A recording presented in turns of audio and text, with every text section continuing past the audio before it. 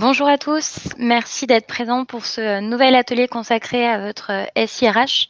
Donc, on va aujourd'hui tenter de vous donner des astuces afin de faire dialoguer intuitivement vos collaborateurs avec votre outil SIRH. Donc, je suis aujourd'hui avec Kamali. Kamali, je te laisse te présenter rapidement. Oui, bonjour à tous. Kamali Samandamourti, je suis Customer Success Manager chez Microsoft France et j'ai en charge d'accompagner nos clients dans l'adoption des solutions de collaboration de Microsoft. Merci. Alors pour ma part, du coup, je suis Camille Bailly, consultante fonctionnelle et responsable marketing chez Witivio. Je vous présenterai Witivio à la fin de la présentation. Pour l'instant, on va se concentrer sur notre problématique. Donc au programme de cet atelier, Kamali va tout d'abord aborder les nouveaux défis RH, notamment en cette période assez étrange qu'on vit depuis maintenant un an. Ces défis vous sont sans doute pas étrangers. D'ailleurs, si vous avez envie de partager votre expérience, faire des remarques ou si vous avez des questions, n'hésitez pas dans l'onglet à droite de votre écran. Vous avez plusieurs onglets questions ou chat, donc n'hésitez pas à nous faire vos retours et on prendra le temps d'y répondre. Ensuite, Kamali nous parlera des impacts de Microsoft Teams sur la collaboration, toujours dans le but de vous donner des astuces pour faciliter l'expérience collaborateur. En troisième point, je prendrai le relais pour vous parler des chatbots et plus précisément des chatbots internes avec des cas d'usage RH. Et enfin, dernier point, on rentrera donc dans le vif du sujet avec notre astuce pour faire dialoguer intuitivement vos collaborateurs avec votre SIRH, donc au travers du chatbot connecté.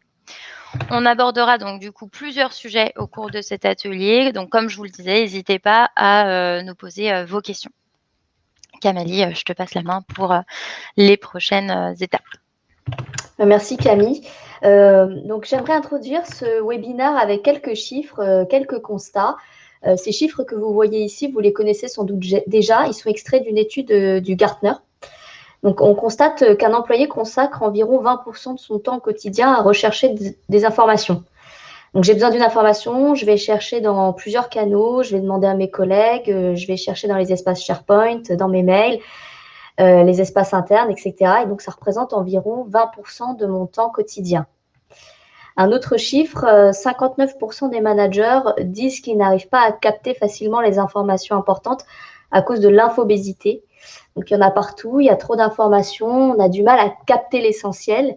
Donc, j'ai mis ce chiffre car ce constat, il est aussi valable pour les contributeurs individuels. Donc, on est tous submergés d'informations qui arrivent de différents canaux. Et donc, à ces constats s'ajoutent de nouveaux défis. Merci. Donc, les nouveaux défis, ça va être, en fait, ils vont être dus à la situation sanitaire actuelle et à la généralisation du télétravail. Alors, Microsoft a publié, il y a plus d'un mois maintenant, une synthèse de 50 études sur les impacts du télétravail et de nouvelles façons de collaborer. C'est une synthèse très intéressante. Je vous invite à la lire. Elle est téléchargeable via le lien que j'ai mis, le lien ci-dessous. Elle a été réalisée sur plusieurs types de populations. Plusieurs métiers, donc marketing, RH, développeurs, finance, etc. Et donc, pour introduire notre webinaire, j'aimerais mettre en lumière le constat suivant qui ressort de cette étude. Donc, ça fait plus d'un an que beaucoup d'organisations ont généralisé le télétravail. Certaines sont en full télétravail jusqu'à nouvel ordre et jusqu'à ce que la situation sanitaire évolue positivement. Et donc, ce dispositif a un impact. Tout va bien pour ceux qui ont toujours été en télétravail, de manière générale. Hein. Ils n'ont pas vu leur productivité diminuer, ils n'ont pas trop ressenti d'isolement. Alors, sur cette partie isolement, c'est peut-être plus vraiment le cas, parce que ça fait un moment maintenant que la situation confinement, couvre-feu dure. Donc, ça pèse pour tout le monde, hein, y compris, j'imagine, pour ces populations-là. Mais de manière générale, ces populations sont à l'aise. Alors, ce n'est pas le cas de tout le monde, notamment pour ceux qui n'avaient pas l'habitude de télétravailler. Donc, ces populations-là qui n'avaient pas l'habitude ont tous plus d'interactions virtuelles qu'avant. C'est normal, on a plus de réunions en ligne, on utilise plus la fonctionnalité chat, appel, mais elles ont aussi plus de mal à déconnecter. Et le nombre de messages appels envoyés après les heures de travail et en week-end a explosé. On observe qu'il y a des populations plus impactées que d'autres, à commencer par les parents qui doivent jongler entre les obligations parentales et le travail. Les managers n'ont pas assez enfin, ils n'ont jamais été autant en fait sollicités que pendant la situation que nous vivons actuellement. Et le rôle n'a jamais été aussi clé. Donc, c'est le principal point de contact pour les nouveaux process, sur les nouveaux process mis en place. C'est la première personne qu'on va contacter quand on a une question. Et donc, on note une surcharge de travail chez ces populations due à ces sursollicitations. Et enfin, il y a les nouveaux embauchés. Alors, j'aimerais m'attarder sur cette dernière population. Donc, les nouveaux embauchés ont eu un onboarding 100% digital. Donc, on l'a vu, le manager est surchargé. Donc, la bonne pratique qui existe depuis longtemps maintenant, hein, c'est de désigner un mentor qu'on va assigner au nouvel arrivant pour le guider et instaurer avec lui des points réguliers. Alors, malheureusement, à distance, les interactions restent quand même compliquées car on est moins enclin à solliciter ses collègues par chat ou par appel que lorsqu'ils sont assis juste à côté de nous. C'est plus facile d'interpeller ses collègues sur le bench, au bureau ou à la cafette ou au restaurant d'entreprise que depuis chez soi. De plus, mes collègues ne sont pas toujours disponibles. Quand je vais les solliciter, je ne vais pas avoir une réponse de suite. Souvent, je vais devoir planifier un point.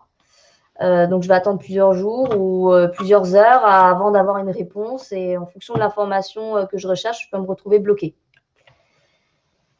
Dans l'étude de New Future of Work, un exemple est donné. Chez les développeurs, on note en moyenne beaucoup moins de pull requests de la part des nouveaux embauchés en comparaison aux nouveaux embauchés de l'an passé à la même période de l'année et sur la même durée. Alors, une pull request, pour ceux qui ne savent pas, c'est une action que réalise un développeur pour prévenir ses collègues développeurs de la modification d'un fichier de code. Donc, ça veut dire moins d'actions de la part de ces nouveaux embauchés en comparaison aux nouveaux de l'an passé, à cette même période. Alors, ça ne veut pas dire qu'ils sont mauvais. En réalité, c'est surtout dû au fait que l'onboarding a été beaucoup plus long et ils ont mis beaucoup plus de temps à prendre leur marque et à se former, etc. Et d'après une autre étude, donc, qu'on va voir donc, sur le slide suivant, deux autres chiffres, un onboarding bien réussi, ça améliore la productivité et la rétention des collaborateurs. Alors, plusieurs réponses existent pour relever tous ces défis et une de ces réponses, c'est Microsoft Teams. Vous connaissez Microsoft Teams comme solution de collaboration et de réunion et vous savez déjà à quel point cette solution permet pléthore de cas d'usage pour améliorer votre productivité et répondre à une partie des challenges que l'on a précédemment cités. Mais Teams est beaucoup plus qu'une solution de collaboration et de réunion. Vous pouvez étendre cette plateforme en connectant des applications que vous aurez vous-même développées, comme votre intranet, pour faciliter l'accès à l'information, l'actualité du groupe, pour mieux connecter en fait vos collaborateurs à l'entreprise.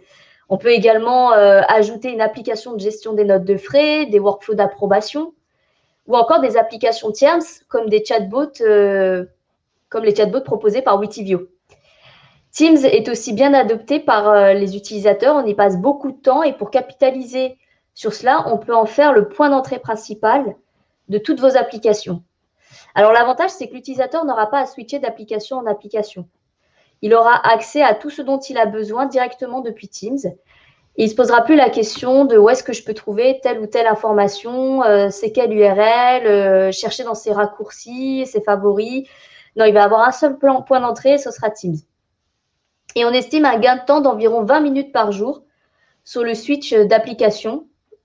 Donc, c'est très pratique et en particulier pour les nouveaux arrivants qui ne savent pas trop où trouver l'information quand ils arrivent.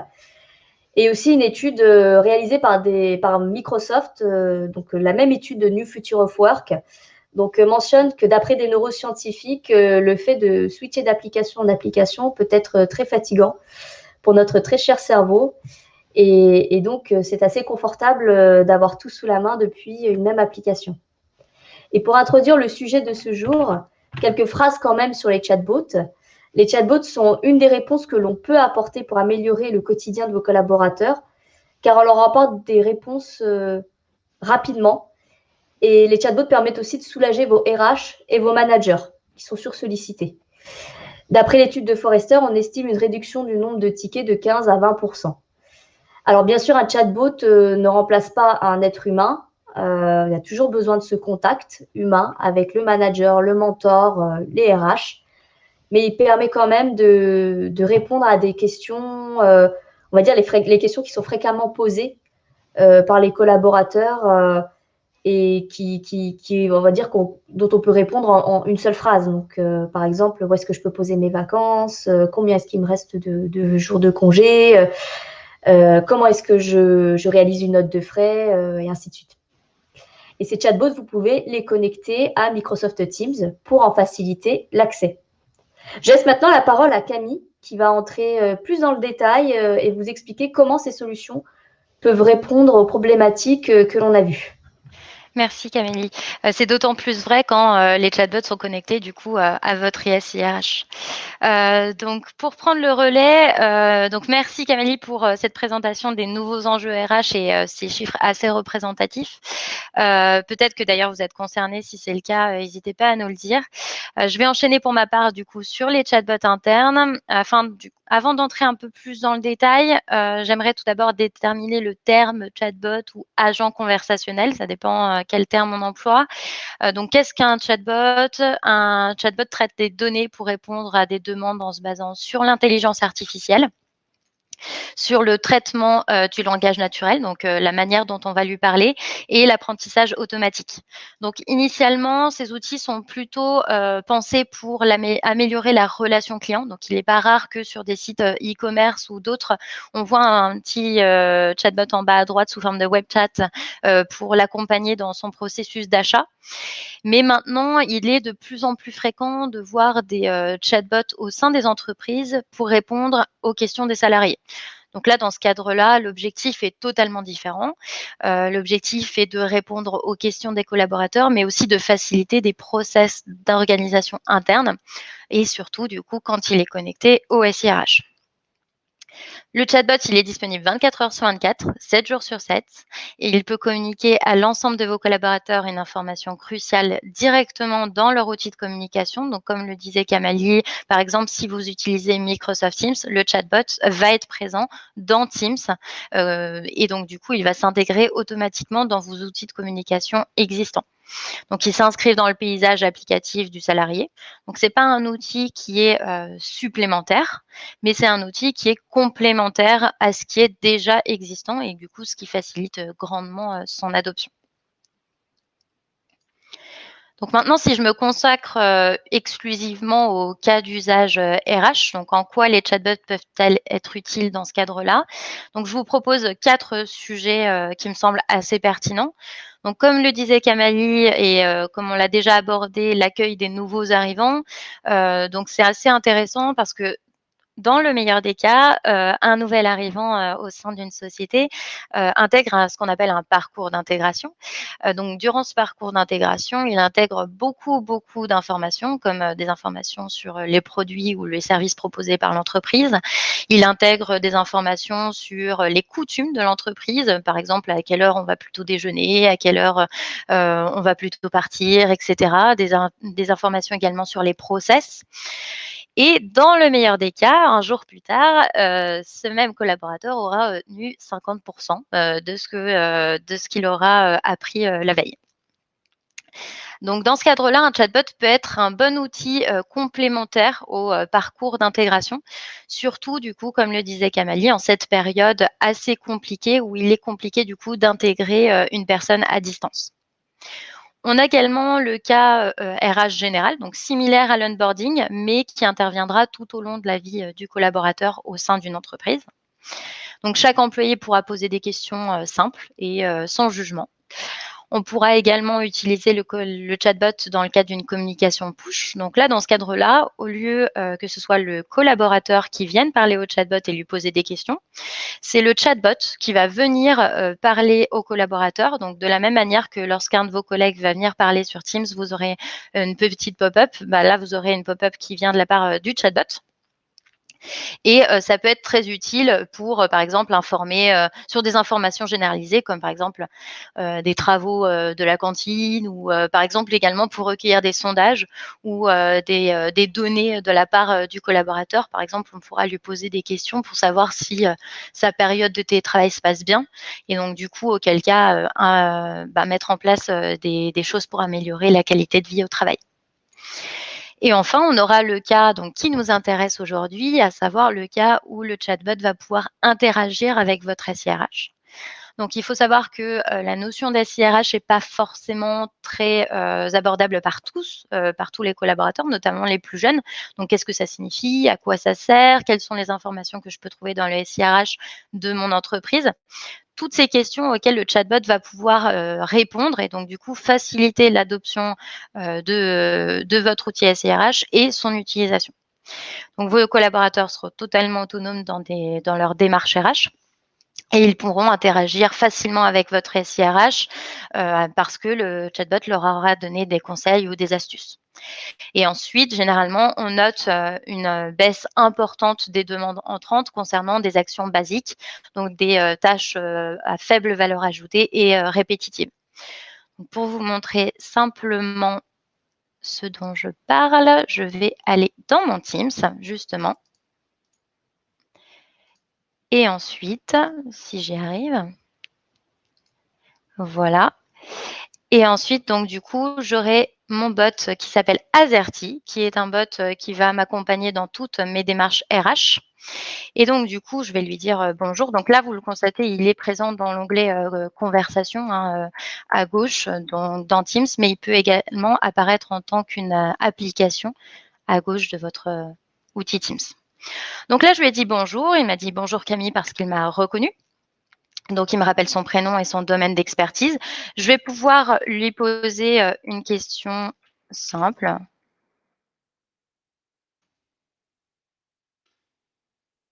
Par exemple, de combien de congés annuels dispose-t-on? Donc voilà, je viens d'arriver au sein d'une société, je suis nouvel arrivant. C'est une question avec laquelle je suis pas forcément à l'aise. Je suis pas à l'aise de la poser à mon manager. Je viens d'arriver donc voilà, ça fait un peu mauvaise impression.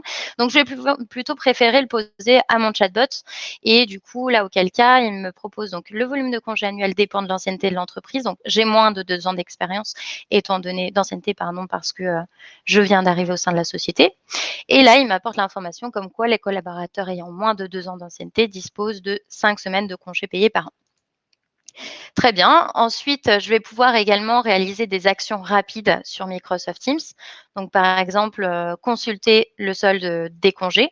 Donc là, mon chatbot est connecté à mon SIRH, donc il va pouvoir aller chercher l'information dans le SIRH pour me donner donc cette information, à savoir qu'il me reste 6 jours de RTT et 9 jours de congés payés. Je vais pouvoir également réaliser des actions comme par exemple poser des congés. Donc je veux poser des congés, le chatbot va pouvoir m'accompagner dans cette démarche et donc du coup, il va me demander si, je veux qu'il envoie directement, la demande. Là, je vais mettre OK et ensuite, il va me poser des questions, par exemple: «À partir de quand?» Donc je vais partir, demain, admettons et ensuite, il va me demander normalement jusqu'à quand. Je vais mettre mardi.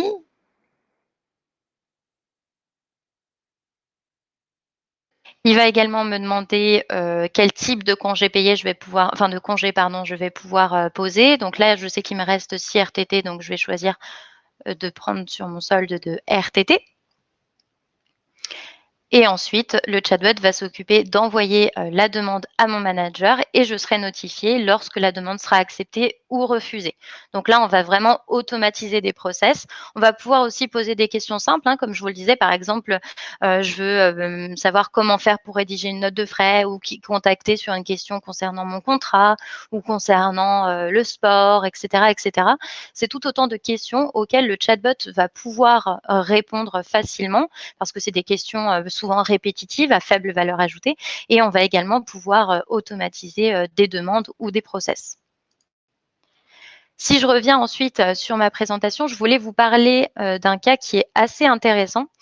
Donc, c'est un de nos clients qui s'appelle Daer, qui a fait le choix de lancer un chatbot dans le cadre du lancement de leur SIRH, donc qui est Workday. Donc, l'objectif était de faciliter la prise en main du SIRH. Le chatbot est aujourd'hui encore actif, bien évidemment, mais le contenu a quelque peu évolué, étant donné que les connaissances des salariés ont évolué sur l'outil Workday. Donc, ce qui est intéressant avec ce client, c'est qu'il a une population assez importante de collaborateurs qui sont non connectés, c'est-à-dire des collaborateurs qui ne sont pas forcément dans les locaux ou dans les bureaux, qui n'ont pas un ordinateur devant eux. Et donc, du coup, ces collaborateurs vont pouvoir accéder au chatbot via SMS ou par l'application mobile de Microsoft Teams. Donc, l'idée, c'est que le chatbot n'exclut personne, qu'il réponde aux questions de l'ensemble des collaborateurs. Et donc là, le chatbot répond à des questions concernant les absences, les départs, les entretiens annuels, la formation, la paye, le recrutement, la gestion des talents, les données personnelles et d'autres catégories. Les questions qui sont le plus souvent posées sont je veux connaître le solde de mes congés, je veux créer un ticket, comment faire pour modifier mes personnes à charge, etc. Donc là, toutes ces informations, à savoir donc les catégories les plus sollicitées, les questions les plus posées, le taux de performance de l'outil, tout ça, on va pouvoir les retrouver assez facilement avec votre outil de création de chatbot. Et c'est des informations assez importantes dans le choix de votre stratégie RH, étant donné que, par exemple, si votre question la plus posée est je n'arrive pas à me connecter à Workday, par exemple, et ben là, on identifie un réel besoin de communication interne à ce niveau-là. On va pouvoir, par exemple, je ne sais pas, faire une newsletter spéciale ou une vidéo tuto pour pouvoir aider les personnes à se connecter à Workday et du coup faciliter toujours plus l'expérience collaborateur. Et donc, c'est le moment où je vous parle un peu de nous. Donc, je vous parle de Witivio. Chez Witivio, notre objectif est de révolutionner l'expérience collaborateur et pour ça, on propose des solutions, à savoir notamment plusieurs solutions. On est éditeur de logiciels et donc notre solution phare est une plateforme sans code de création de chatbots. Donc, l'idée, c'est que n'importe quel manager, n'importe quelle compétence du manager, donc s'il a aucune compétence technique ou de développement et n'importe quel poste, donc à savoir, je ne sais pas, par exemple, une ou un directeur marketing, une ou un directeur des ressources humaines ou un DSI ou un responsable de la conduite du changement, peu importe le rôle du manager, l'idée c'est qu'il puisse créer un chatbot à destination de ses équipes facilement grâce à notre plateforme. Donc nous, on apporte le contenant, donc la plateforme sans code, et vous apportez le contenu, c'est-à-dire vos connaissances, vos process métiers que vous allez apprendre au chatbot, et ensuite ce chatbot sera disponible à l'ensemble de vos collaborateurs ou à une population restreinte selon vos besoins. Donc vous pouvez déjà tester la plateforme Witivio, on a des versions trial si vous allez sur notre site, et donc vous pouvez créer un chatbot à destination de vos équipes. Évidemment, plus il est connecté à vos outils existants, donc c'est-à-dire par exemple votre SIRH, plus il est performant et plus il accompagne vos collaborateurs dans chacune de leurs démarches.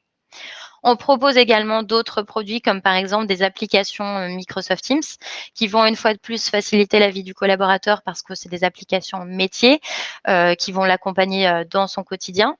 On propose également un chatbot prêt à l'emploi qui s'appelle Dynamite et dont son rôle est d'organiser, de planifier des réunions à votre place.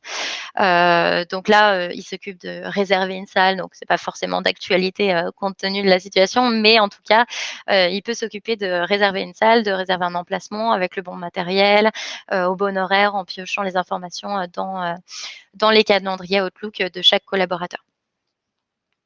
Donc voilà pour ce qui est de nos solutions. On travaille évidemment avec des grands groupes, mais également des collectivités locales ou des hôpitaux, des institutions, etc.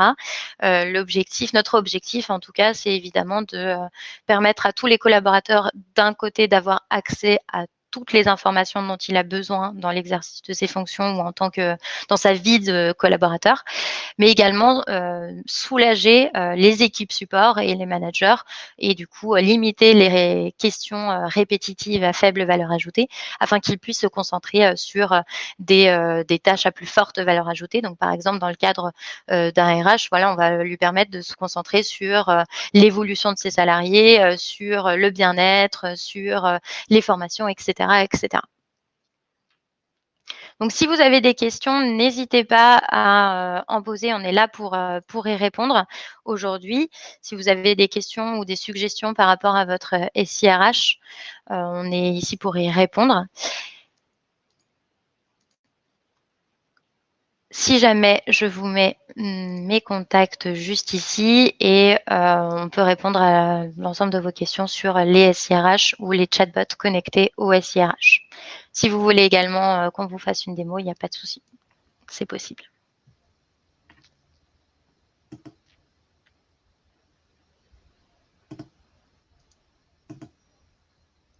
Je pense qu'on a été très clair en fait, Kamali. C'est pour ça qu'il n'y a pas de questions. Non, il n'y a pas de questions, non. Tant mieux, c'est qu'on a été extrêmement clair. Bon, on va clôturer le plus tôt du coup.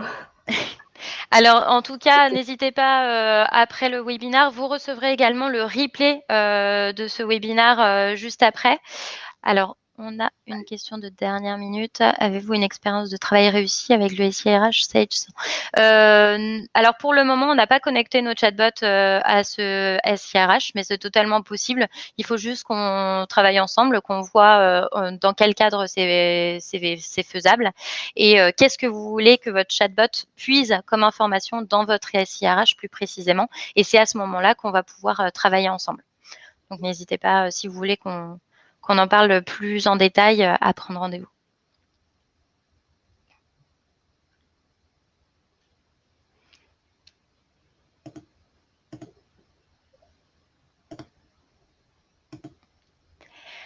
Ensuite, dans le cadre donc de ces ateliers, on organise d'autres ateliers également.